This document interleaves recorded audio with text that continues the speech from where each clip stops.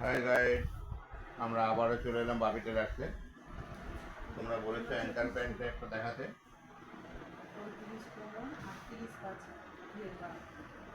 স্কেলটাকে এইভাবে বসাবে,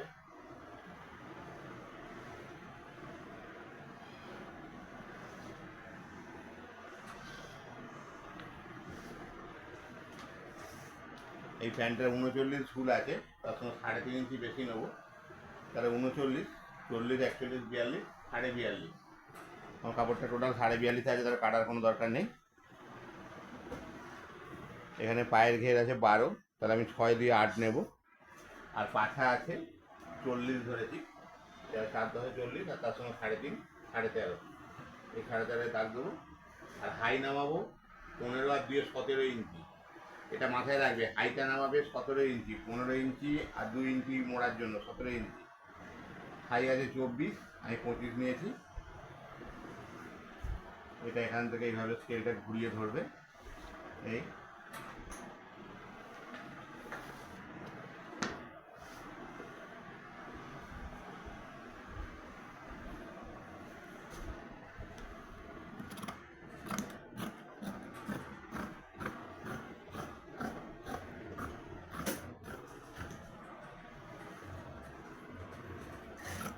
তোমরা আমার এই কাটিংটাকে ফলো করো, দেখবে অ্যাঙ্কার প্যান্ট সুন্দর মতন তোমরা ফিটিং করতে পারছো। আমি তোমাদের পরবর্তী ভিডিওতে পকেট করাটাও দেখিয়ে দেবো।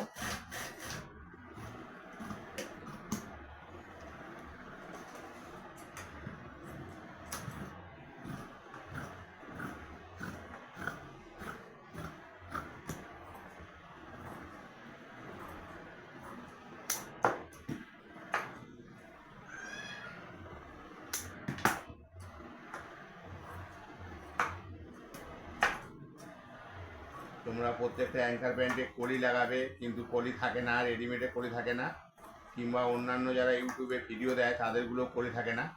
কিন্তু কলির একটা বড় সুবিধা, প্যান্টটা উঠতে বসতে খুব সুবিধা হয়, যেখানে সেখানে বসা যায়, নাহলে খুব টান ধরে। তোমরা অবশ্যই কলিটা লাগাবে।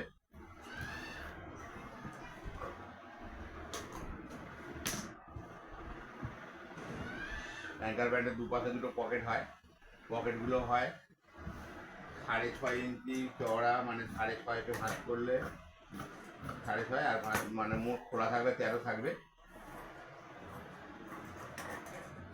আর লম্বায় নেবে 14 ইঞ্চি, নিয়ে গলাটা একটু সেট করে দেবে। হয়ে গেল পকেট। আর দুটো কলি কাটবে।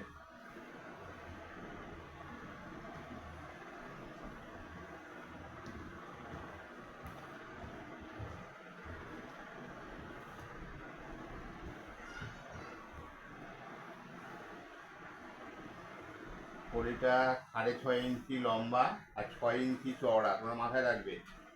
6.5 ইঞ্চি লম্বা আর 6 ইঞ্চিকে ভাঁজ করে নিয়েছি 3 ইঞ্চি। কীভাবে কলিটা কাটছি দেখো, এই হয়ে গেছে আমার কলি। 1/2 ইঞ্চি বড় থাকে ভালো, যেন ছোটো না হয়। কলি একটু বড় হলে ভালোই, ছোটো হলে অসুবিধা। আমার অ্যাঙ্কার প্যান্ট কাটা হয়ে গেল। তাহলে পকেট, কলি আর প্যান্ট সব কটাই দেখিয়ে দিলাম। তোমরা নিজেরা ঘরে কাটো, আমি সেলাইটাও দেখিয়ে দেবো।